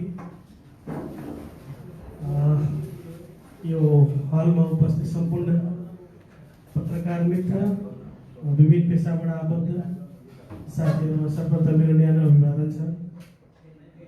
अब कोरोनाको कहरको अनुभवको कुरा गर्नुभएको छ राजेन्द्रजी। मलाई लाग्छ, म दाबी गर्छु, यो दाबी कति सत्य हो कति गलत हो, नेपालमै कुनै राजनीतिक दलहरू मिलेर यो कोरोनाको कहरमा केही गर्नुपर्छ भन्ने प्लेटफर्म बनाएको यो मलाई लाग्छ नेपालको इतिहासमा पहिलोचोटि हो, म दाबी गर्छु। कोभिड एक्सन टिम विशुद्ध त्यहाँ राजनीतिक दलका युवा साथीहरू समावेश भएको एउटा संस्था थियो र कहीँ न कहीँ कोरोना कालमा चाहिँ तपाईको राजनीतिक दललाई जुन हेर्ने दृष्टिकोणहरू थियो, बडा बिटर अनुभव थियो मसँग, एकदम तितो अनुभव छ मसँग। राजनीतिक दललाई हेर्ने बित्तिकै घरमा बसेका छन् राजनीतिक दलहरू, केही गरेका छैन। अनि म यहाँ सलाम गर्न चाहन्छु, मेरो मित्र हुनुहुन्छ सञ्जीव मिश्राजी, नेपाली काङ्ग्रेसका आदरणीय दाजु श्याम पटेल हुनुहुन्छ। मैले उहाँहरूसँग छलफल गरेँ, हामी छलफल गऱ्यौँ कि किन हामी चाहिँ किन यसरी, हामी त केही गर्न सक्छौँ। अनि हामीले एउटा स्ट्रेटेजी बनायौँ र हामीले के भने कम्तीमा 40 तलको अथवा 45 सम्मको युवा साथीहरू त बाटोमा त निस्केर केही त गर्नु पर्यो भनेर हामीले एउटा जमर्को गऱ्यौँ। अब यसरी कसरी गर्ने त संस्था त चाहियो। अनि हामीले चाहिँ कोभिड एक्सन टिम गठन गऱ्यौँ र उसको एउटा कार्यविधि नै बनायौँ। र कार्यविधि बनाएर हामीले चाहिँ त्यो कार्यविधिमा जिल्ला समन्वय समिति सभापतिको अध्यक्षतामा एउटा चाहिँ 11 सदस्य हामी कार्य समिति बनाएर काम गऱ्यौँ। र यो प्रेरणा कहाँबाट आयो त मलाई एकदम याद छ। रातिको 11:30 बजिरहेको थियो, फेसबुकमा एउटा स्टेटस आयो, एउटा विष्णु लामा नाम गरेकी बहिनी सबै यहाँकी, उनलाई चाहिँ नारायणी नेसनल मेडिकल कलेजले चाहिँ भर्ना लिएन, यदि कोही सहयोगी हुनुहुन्छ भने सहयोग गर्नु होला भनेर त्यो स्टेटस पढेपछि म तुरन्त अजितजीलाई फोन गरेँ र भने तपाईहरु कहाँ हुनुहुन्छ भन्नुस्, म आउँछु। म निस्के त्यहाँबाट, एउटा सानो घटना म यहाँ चर्चा गर्न एकदम जरुरी छ। त्यो कस्तो भयावह अवस्था थियो भने, अनि म मोटरसाइकल लिएर निस्के, लगभग म निस्किँदै 12:30 1 बजिसक्यो राति। अनि उहाँलाई नारायणी अस्पतालले समेत भर्ना नलिसकेको अवस्था। नारायणीले हामीसँग कोभिडको त्यस्तो फ्यासिलिटी छैन, हामी गर्न सक्दैनौँ। अनि उहाँलाई अजितजी तपाईँ बिरगन्ज हेल्थ केयर ल्याउनुहोस्, हामी बिरगन्ज हेल्थ केयर पुग्छौँ। हामी बिरगन्ज हेल्थ केयरमा पुग्यौँ, बिरगन्ज हेल्थ केयरले पनि भर्ना लिन मानेन। अनि मैले चाहिँ हाम्रो उदय नारायण सिंह डाक्टर साहबलाई फोन गरेँ, के हो यार यो मान्छे त मर्छ त यसरी। अनि त्यो ई रिक्सामा बोक्दै र तपाईँको गण्डक अस्पतालमा जाँदै मेरो आँखाको अगाडि छटपिट्दै उनी मरेको त्यस्तो बिटर अनुभव छ हामीसँग। तर आजभोलि यो हाम्रो देशको राजनीतिक जस्तो सेटिङ यो सम्मान कार्यक्रमहरू पनि सेटिङ भइरहेको जस्तो लाग्छ मलाई। म यहाँ बडा दुःखका साथ भन्नुपर्छु, आजसम्म कोभिड एक्सन टिमलाई कुनै पनि मञ्चमा मैले यसरी बोलाएको, यसो साथीहरूलाई यसो दुई चारवटा कुरा राख्न गरेको कुरा पनि देखेको छैन। तर मलाई लाग्छ, म दाबी गर्छु, फेरि पनि दाबी गर्छु, कोभिड एक्सन टिम विशुद्ध राजनीतिक दलका युवाहरूले जति गरे, डाक्टर साहबहरूको त दायित्व थियो भनेर त्यो गर्नै पर्थ्यो। आयुर्वेदको त औषधि नेपाल सरकारले तपाईँलाई कडा गरेको थियो, गर्नै पर्थ्यो। तर राजनीतिक दलले समाजसेवा गर्नुपर्छ भने थियो। तर म नआउँदाखेरि मलाई कसैले भन्थ्यो, तर निरजीले चाहिँ अस्पताल नजाँदाखेरि त उहाँलाई त अलग ठाउँमा धेरै हुन्थ्यो नि। तपाईँले त त्यसैको लागि तलब खानुहुन्छ, तपाईँ त्यसैको लागि तपाईँलाई ड्युटी तपाईँ इम्प्लोइड हो, त्यसको लागि तपाईँ अन्यथा नलिनु होला। तर मलाई लाग्छ यो सम्मान कार्यक्रम पनि सेटिङ जस्तो भइरहेको जस्तो मलाई फिल गरेको छु। यत्रो धेरै ठुलो मलाई सम्मान गर्नुहोस् भनेको छैन, तर कम्तीमा त्यो संस्थालाई सम्मान गरिदिनुहोस्, त्यहाँ काम गर्ने हौसला बढ्थ्यो नि त। त्यति मात्र होइन, हाम्रो यहाँ सञ्जीवजी हुनुहुन्छ, उहाँले धेरै खट्नु भएको थियो। हामीले 4वटा कोभिड पेसेन्ट बोकेर हामी आफै उठाएर रिक्सामा लगेको छौँ। 4वटामा 4 मृत्यु भएको हाम्रो आफैको अगाडि त्यो अनुभव छ मसँग। तर बडा दुःख लाग्छ, किन यस्तो भइरहेको छ? हाम्रो समाज कतातिर गइरहेको छ? हामी कता के समाज निर्माण गर्न खोजिरहेको छौँ? जातपातको नाममा, थरको नाममा यो सब हुनु हुँदैन। त्यो बडा दुःखद कुराहरू हो। तपाईँहरूलाई अलिक तितो लाग्ला म भनिरहेको छु, तर यो मैले भनिरहेको छु, मलाई फिलिङ भएको छ यसरी। किन यसरी भइरहेको छ त? जन राजनीतिक दलका युवाहरू, हाम्रो सिडिओ साहबले भन्नुभएको थियो एउटा कार्यक्रममा, हामीसँग सम्पर्क गर्दाखेरि नेपालमा तपाईँहरूले राजनीतिक दलले जुन गर्नुभएको छ त्यो कहीँ पनि भएको छैन। तपाईँलाई हामी सलाम गर्छौँ। तर खै यस्तो अब त्यति नभनौँ, धेरै बिटर अनुभवहरू छ। कम्तीमा हामीले 1 महिना 250 मान्छेलाई हामीले 1 महिना 250 मान्छेलाई डेली हामीले खाना खुवायौँ। त्यो देखेर नेभी सङ्घका भाइहरू, त्यो देखेर समाजवादी विद्यार्थी युनियनका भाइहरू, त्यो देखेर अरू राजनीतिक दलका भाइहरू सडकमा आए, जसले खाना लाउने अवस्था थिएन, खानुपर्ने बाध्यता थियो। त्यस्ता मान्छेहरूलाई पनि खुवाए, एउटा फिल्म चल्यो, अनि गएर बल्ल एउटा वीरगञ्जको महालक्षेत्र भयो। यसको गवाह हाम्रो निरज डाक्टर साहब यही हुनुहुन्छ। उहाँ हामी कति फोन गर्थ्यौँ, कति कुराहरू भन्थ्यौँ, दिक्क लगाएर उहाँहरूले हाम्रो फोन पनि रिसिभ गर्नुहुन्थ्यो। हामीले दिक्कै बनाइदिन्थ्यौँ उहाँहरूलाई। होइन, यस्तो मान्छे बडा समस्याहरू थियो। त्यसैले हाम्रो डाक्टर साहब निरज डाक्टर साहब र हाम्रो उदय डाक्टर साहब एकदम परिचित नाम थियो त्यो कोभिडको बेलामा। उहाँहरूलाई हामी सम्मान गर्छौँ, जहिले पनि गर्छौँ, उहाँहरूले जुन भूमिकाहरू निर्वाह गर्नुभयो। तर साथीहरू, यसरी समाजलाई चाहिँ बाँड्ने काम नगरिदिनुहोस् कि यथार्थ कुराहरू, यथार्थपरक कुराहरू चाहिँ गर्नुहोस्। नत्र भने गर्ने मान्छे भन्छ नि, किन गर्दैन मान्छे त, किन गर्ने त? र हामीले लिस्टिङ गरेछौँ, हामीले पनि एउटा डकुमेन्टेसन तयार गर्दैछौँ। कोभिड एक्सन टिमले के गर्यो भने हामीले डकुमेन्टेसन गर्दैछौँ। कम्तीमा हामीले चाहिँ 200 देखि लिएर 250 केसहरू चाहिँ हामीले सल्भ गरेको छौँ। सामान्य मैले आर्टिकल पनि लेखेको थिएँ, यहाँ पढ्नु भएको भएन। वीरगञ्जको 1 टका, वीरगञ्जमा मैले उहाँको नाम लिन्छु, वीरगञ्जमा 1 टका उहाँ राजनीतिमा आफ्नो एकदम हालै उहाँले चलाएको व्यक्ति, उहाँलाई चाहिँ एम्बुलेन्स चाहिँ कोभिड एक्सन टिमले खोजेर दियो। तपाईँहरूलाई म भनिरहेको छु, एम्बुलेन्स बेथा र एम्बुलेन्स मैले एउटा आर्टिकलै लेखेको थिएँ।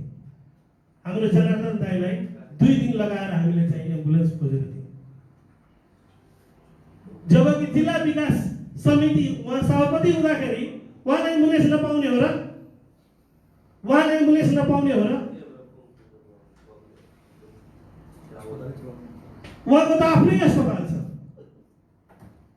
अनि बेथा र एम्बुलेन्स हामीले एउटा आर्टिकल नै लेख्यौँ। अस्पताल चाहँदै मृत्युवरणका हाम्रो विष्णु लामाको बारे पनि हामीले आर्टिकल लेख्यौँ। धेरै यस्तो आर्टिकलहरू पब्लिस भयो। तर खोइ समाजले किन देख्दैन? किन राजनीतिक दलप्रति यति भेदभाव? आज यो मञ्च मैले पाएको छु, यो मञ्चलाई सदुपयोग गरेर मेरो मनभित्र उठेका कुराहरू भने यसलाई तपाईँहरू अन्यथा नदिनु होला। किनभने राजनीतिक दलकालाई त प्रोत्साहन गर्ने हो समाजले। राजनीतिक दल भनेको, राजनीतिक नेता भनेको समाजको रिफ्लेक्सन हो। तपाईँले कस्तो नेता बनाउन चाहनुहुन्छ, यो समाजले निर्धारण गर्ने कुराहरू हो। समाजको प्रवृत्ति उसमा देखा पर्दछ, समाजको नेचर एउटा राजनीतिक दलमा देखा पर्दछ, राजनीतिक दलमा देखा पर्छ। त्यसैले तपाईँ कस्तो नेता बनाउन चाहनुहुन्छ, उत्पादन गर्नुहुन्छ, यो समाजको ठुलो भूमिका हुन्छ त्यसमा। धन्यवाद, मैले धेरै समय लिएँ।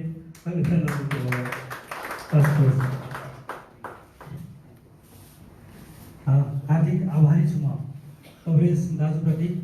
निरन्तर उहाँसँग कोरोनाको समयमा पनि सम्वाद भइरहन्थ्यो र उहाँले गरेको क्रियाकलापहरू हामी समेट्ने प्रयास गर्ने गर्थ्यौँ हामी आबद्ध रहेको सञ्चार माध्यममा। म अगाडि बढ्छु र समय अब छुट्याउँछु र मन्तव्यको क्रमलाई पनि छुट्याउँछु र यो अलिकति ई हेल्थ खबरको बारेमा पनि हामीले चर्चा गरिहालौँ र आजको कार्यक्रमको विशिष्ट अतिथि वरिष्ठ पत्रकार आदरणीय महेश सरलाई यो प्रोटोनलाई ई हेल्थ खबर टाइप गरेर यसलाई सार्वजनिक गरिदिनको लागि पनि म हार्दिक उहाँलाई अनुरोध गर्छु र त्यो सँगसँगै आफ्नो विचार पनि व्यक्त गरिदिनु हुनको लागि म उहाँलाई हार्दिक अनुरोध गर्छु। www.ehealthkhabar.com कृपया यो कागज लगाइदिनु होला।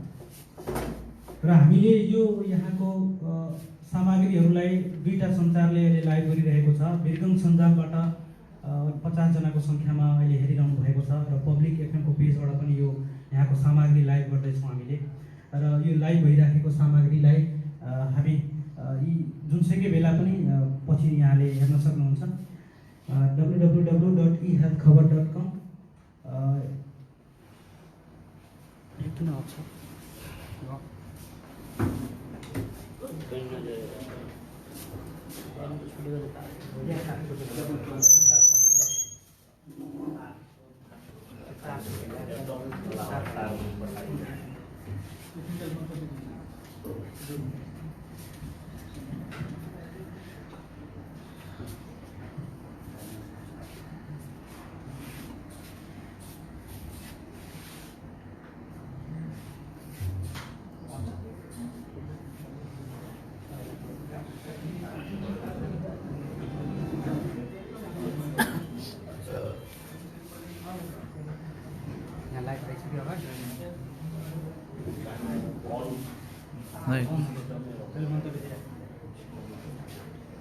हेलो, पोर्टल दिखा देना।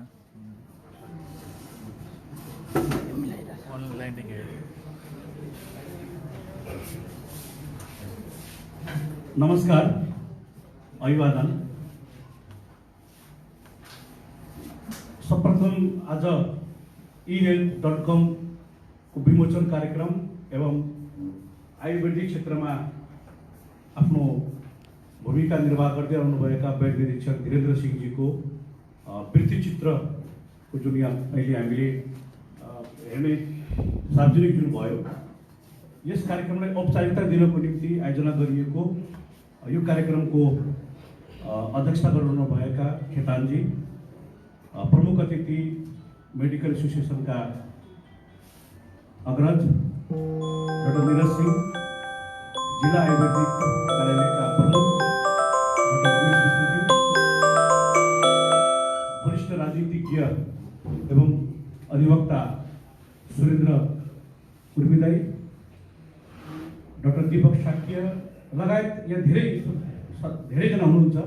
म समयलाई हेर्दै जति पनि यहाँ उपस्थित हुन्छ सबैप्रति म सम्मान व्यक्त गर्न चाहन्छु।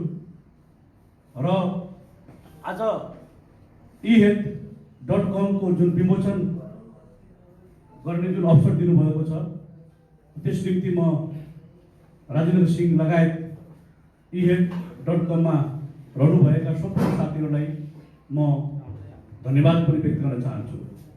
सँगसँगै ehealth.com को जुन आज आजबाट औपचारिक रूपमा शुभारम्भ हुँदैछ, यस निम्ति म ehealth.com मा आबद्ध रहनुभएका सम्पूर्ण सञ्चारकर्मी साथीहरू र त्यसमा रहनुभएका व्यवस्थापक सबै साथीहरूलाई म धेरै बधाई र शुभकामना समेत म दिन चाहन्छु। साथीहरू, पत्रकारिताको क्षेत्र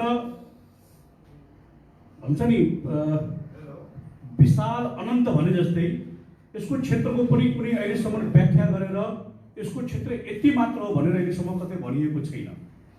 यो अनन्त भने जस्तै यसको क्षेत्र पनि अनन्त छ।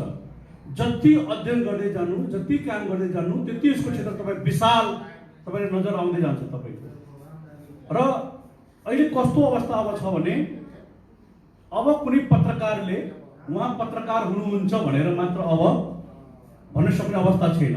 सामान्य भाषामा म तपाईँलाई बताउँ, MBBS डक्टर, सामान्य भाषा तपाईँहरू बुझ्ने सबैले भाषा भनेको MBBS डक्टर, पहिला यदि कसैले MBBS गरिसकेपछि डक्टर साहेब भन्नुहुन्थ्यो र उहाँको धेरै ख्याति प्राप्त गर्नुहुन्थ्यो र त्यो डक्टर साहेबले समाजमा धेरै योगदान दिएको अवस्था थियो। समाजले पनि डक्टर साहेब मतलब एउटा के अरे औपचारिक रूपमा उहाँले चिकित्सक पनि बनिरहेको अवस्था थियो। अहिले पनि छ, अहिले पनि छ। MBBS गर्ने बित्तिकै तपाईँ डक्टर भइहाल्नुहुन्छ।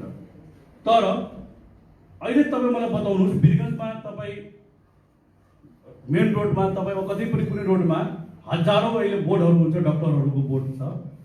मलाई कुनै बोर्ड देखाइदिनु अब जहाँ डक्टर फलाना MBBS मात्र लेखिएको होस्। अब कतै हेर्नु भएको छ यो बिचमा, कतै नजर छ तपाईँहरूलाई? सायदै कोही होला होला।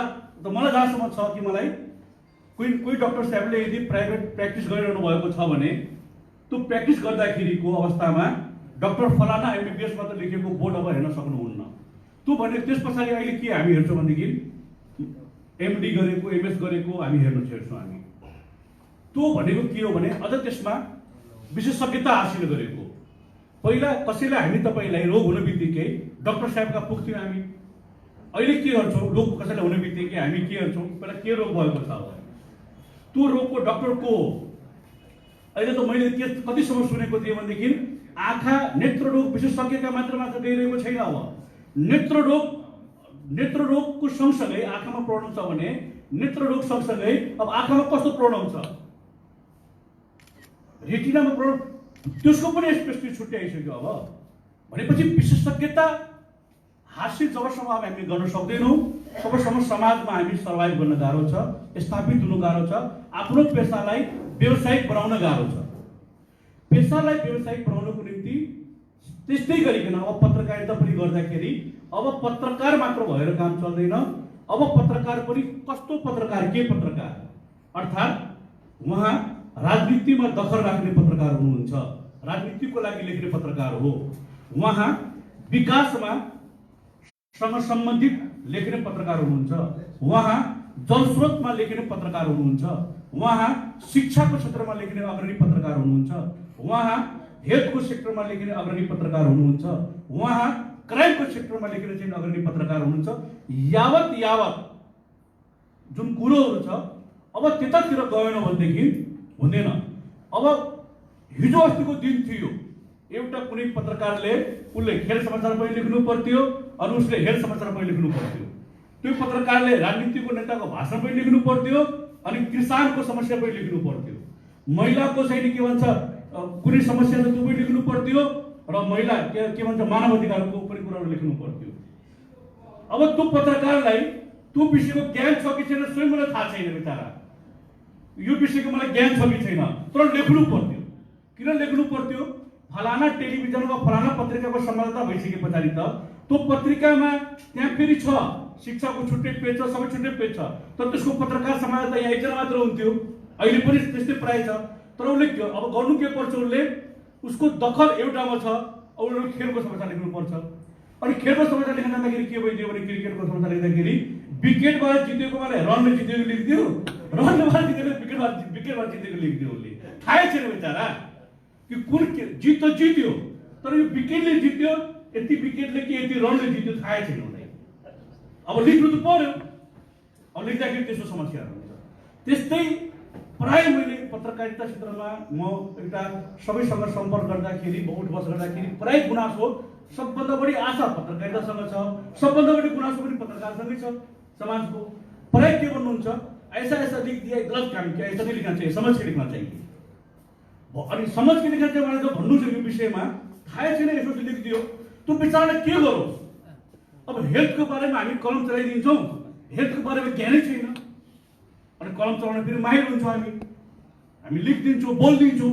अहिले त लेखिन भन्दा पनि बोल्नै परिआइसक्यो। अब हेर्नु अनलाइनहरूमा तपाईँ के भन्छ टेलिभिजनमा FM मा त्यही ठाउँको त्यही भएर बोलिदिने, बोलिसकेपछि के बोल्यो यो पत्रकारिता नै यस्तो एउटा क्षेत्र हो जसको स्वयं आत्मचिन्तन हामी स्वयं गर्छौँ। हामीले आफ्नो आत्मचिन्तन गर्न जरुरी छ र आत्मचिन्तन गरेर हामीले सुधार गर्न जरुरी छ। अर्थात् मैले भन्न चाहिँ के खोजेको हो भनेदेखि तपाईँहरूसँग कि अब त्यो विगतको दिन गयो।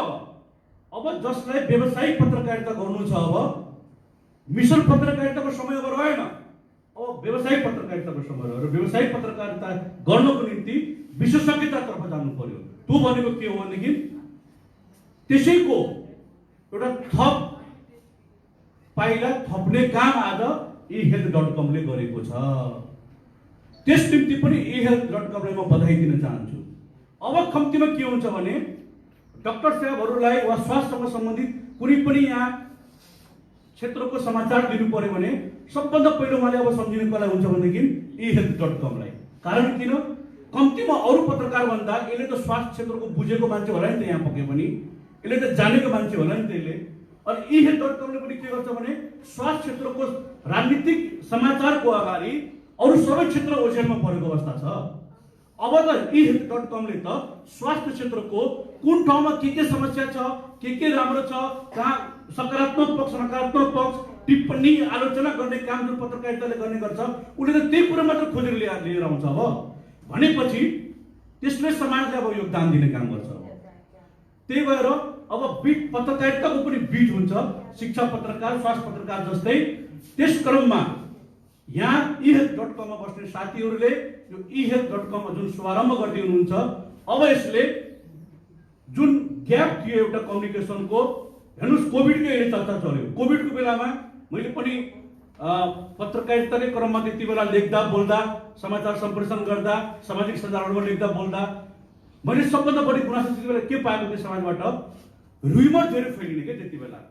अनि जनताको समस्या के थियो भने अब जिल्ला के अरे सिडिओ अफिसबाट समाचार रोक्ने, तथ्याङ्क रोक्ने, अस्पतालबाट तथ्याङ्क रोक्ने, सूचना नदिने, अनि जनतामा क्युरियोसिटी एकदम के भयो, के भइरहेको छ जनता बुझ्न चाहने एकदम। अनि जुन बेला जनता सबभन्दा बढी बुझ्न चाहने त्यही बेला सम्बन्धित पक्षले सूचना दिन नचाहने। अनि जब अनि के हुन्थ्यो भने सूत्रको हवाला दिएर समाचार लेख्ने काम गरिन्छ, साथीहरूले गर्नुभयो। अनि त्यो सूत्रको हवाला दिएर लेख्दाखेरि के भयो भने गलतफहमीहरू धेरै कुरोहरू बाहिर आउँदाखेरि अनुमान पत्रकारिता भन्छु के। सूत्र त सही मान्छेले तपाईँ समात्नु भयो, सही सूत्र तपाईँको लाग्यो भनेदेखि त सूचना सम्प्रेषण सही नै जान्छ। तर अनुमानको बलमा लेख्ने अनि सूत्रको हवाला गरेर चाहिँ लेख्दाखेरि के भयो भने यसलाई भन्छ अनुमान पत्रकारिता। यो अनुमान पत्रकारिता गर्ने साथीहरू धेरै भए। अनि समस्या कहाँ भयो भने जनतालाई त्यो सूचनाको लागि लडाइँ थियो त्यति बेला। अनि कोमाथि विश्वास गर्ने धेरै त्यति बेला समस्या थियो। अनि मैले जब फेसबुकहरूमा त्यति बेला आज यतिजना कोभिडको सङ्क्रमित फेला परे, आज यतिजना त्यो भयो, समाचारको साथसाथै जब मैले फेसबुकमा लेख्थेँ अनि मलाई धेरैजना भन्नुहुन्थ्यो तपाईँको समाचारले विश्वास भएको कारणले गर्दा हामी घरिघरि 2-2 घन्टामा हामी तपाईँको फेसबुक पेजमा हेरिरहन्थ्यौँ भनेर भन्नुहुन्थ्यो। समाचार त हाम्रो छँदै थियो, त्यो त्यति बेला भन्नुहुन्थ्यो। त्यो भनेको के हो भने मेरो जुन सूत्रहरू थिए विभिन्न ठाउँहरूमा त्यो सूत्रहरू विश्वसनीय सूत्र थियो। अनि विश्वसनीय सूत्र भइसके पछाडि के भयो भनेदेखि सस्तो लोकप्रियतातर्फ म गइनँ।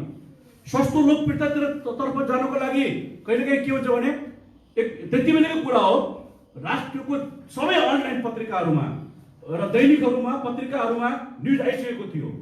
अनि मैले चाहिँ त्यो पोस्ट आफ्नो फेसबुकमा पनि गरेको थिएन, आफ्नो मैले काम गर्ने टेलिभिजनमा पनि गरेको थिएन। धेरै मान्छेको कुरा आयो, यति यो सबै लेखिसक्यो तपाईँले यसमा भनिरहेको थिएन। जबसम्म मेरो सूत्रले भन्दैन कि यो हो तबसम्म लेख्दिनँ, नभन्दै 4 घन्टा पछाडि सबैले क्षमा माग्नु परेको थियो। त्यो कुरो के हुन्छ भने विश्वसनीयताको पनि कुरो आउँछ र त्यो विश्वसनीयता हासिल गर्नु नै पत्रकारिताको सबभन्दा ठुलो कमाइ हो। र म के चाहन्छु भने eHealth.com ले त्यो विश्वसनीयता आगामी दिनमा हासिल गरोस्, म त्यो चाहन्छु। र अन्य भन्ने कुराहरू धेरै छन्, तर यहाँ मैले जति उपस्थिति हेरिरहेको छु यो उपस्थिति भनेको सबै सेक्टरका बुझ्ने जान्ने साथीहरू नै हुनुभएकोले मैले यो पत्रकारिताको विषयमा यसलाई छुट्याएँ। अब रह्यो जहाँसम्म कोभिडको योगदानको सन्दर्भमा अहिले अलिकति प्रसङ्ग उठाउकोले मैले मात्र भन्न चाहेको हुँ। कोभिडको सन्दर्भमा कसले के गरिरहेको छ स्वयं गरिरहेकै मान्छेलाई थाहा थिएन। चाहे त्यो चिकित्सक होस्, चाहे त्यो राजनीतिक दल होस्, चाहे त्यो सरकार होस्। वास्तविकता कुरा भन्दैछु म, हामीले वार्षिक उत्सव जस्तै भोलिबाट चैत्र 1 गते सुरु हुँदैछ। चैत्र महिना भनेको त्यहीबाट सुरु भएको होइन। हामी कहाँ 1 वर्ष हुन लाग्यो।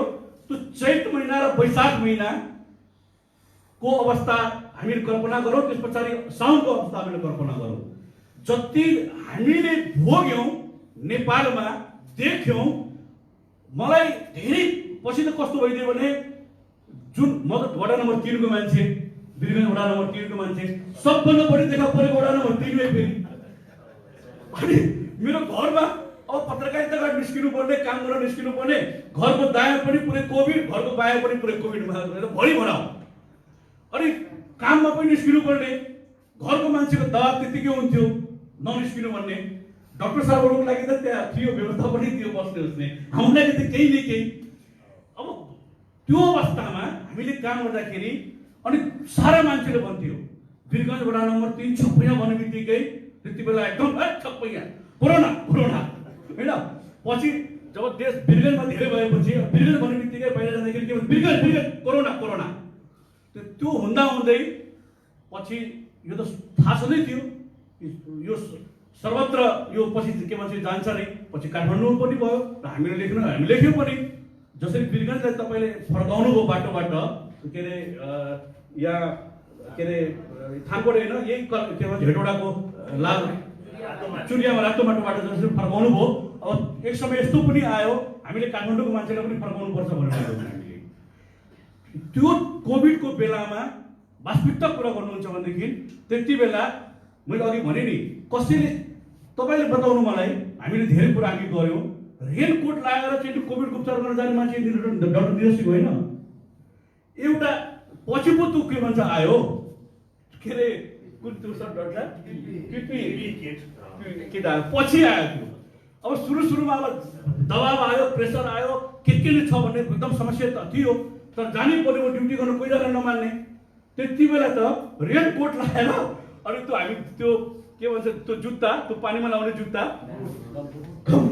त्यो लगाएर के भन्छ उहाँहरू बस्नुभयो भनेपछि सुरुवातको योगदान त्यो हेर्नुहोस्, हिम्मत त्यो हेरौँ। र अहिले अजमतजीले भने जस्तै पछि जब महामारीको रूपमा जब फैलियो त्यति बेला यथार्थ कुरा हो, चिकित्सकले मात्र चाहिँ नि यो रोकथाम नियन्त्रण यहाँ गरेकै होइन। चिकित्सकले आफ्नो क्षेत्रको काम गर्नुभयो, पछिसम्म पनि गर्नुभयो, केही शिक्षकले गर्नुभयो, केही दबावले गर्नुभयो। अघि सरले भने जस्तै कुरो यथार्थ हो सर, तपाईँले धरानमा अनुभूति लिनुभयो, तर यहाँको त्यति बेला भ्रम छिरिएको थिएन, त्यो यथार्थै थियो। त्यो भ्रम होइन, डक्टर नगएको कुरो भ्रम होइन, त्यो यथार्थ हो। म दावाको साथ भन्न सक्छु त्यति बेला त्यो यथार्थ हो। किनभनेदेखि हाम्रो पनि पत्रकार साथीहरू लगायत अरू साथीहरू पनि जुन त्यहाँभित्र बस्नु भएको थियो, धेरै वर्षको फोनमा कुरा हुन्थ्यो। मैले भनिहालेँ नि, सबभन्दा बढी मान्छे नै हाम्रै वडाको मान्छे त्यहाँ बसेको थियो। त्यो सयौँ मान्छे त्यहाँ बसेको थियो। त्यहाँ बस्ने मान्छेले हेडेक गर्दाखेरि डाक्टर साहबले मलाई फोन गर्नुहुन्थ्यो, तर सम्झावा बुझावा भनेर होइन। कोभिडको बेला मेरो भित्र गएको छ, रमाइलो हुन चाहियो होइन। उसलाई त्यहाँ अब खानपिन एकदम त्यो क्वालिटीको त हुनैपर्छ, त्योभन्दा पनि थप कुराहरू त्यहाँ उनीहरूको डिमान्ड हुन थाल्यो। र जब पछि समस्या आयो, समस्या आइसके पछाडि एउटा यथार्थ कुरा हो, त्यति बेलाको वीरगञ्जमा मैले प्रश्न भन्छु, जिल्ला कोभिड समितिको असक्षम नेतृत्वको कारणले गर्दा वीरगञ्जमा समस्या भएको थियो। त्यो असक्षम नेतृत्व गर्ने जुन प्रमुख जिल्लाधिकारी थियो, जब उहाँको ट्रान्सफर भयो त्यसपछिबाट सुधार हुने कुरा सुरु भयो। यो म एकदम नजिकबाट त्यहाँ एकदम त्यहाँ गरिरहेको थिएँ। र पछिल्लो समयमा त्यो पोलिटिकल पार्टीहरूको उहाँले जुन भन्नुभयो, अजमतजीले जुन काम गरेको यथार्थ रूपमा त्यस्तो काम डक्टरले पनि गर्न सक्दैन।